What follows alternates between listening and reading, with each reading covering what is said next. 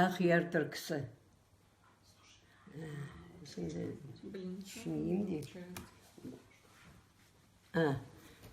Yana da ahyar, yana da ahyar, çıkın da dostları bakayık. Endi bizlerge ölümler yakın, aydında dostları kaçayık. Kaçardan edim men ahyardan, karada deniz olmasa. Kıyar edim men canımını, anamda babam olmasa.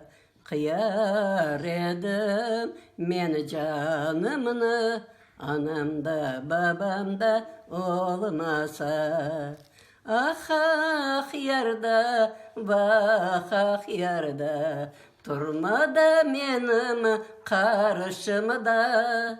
Kolay değil can vermesi, 16-17 yaşımda.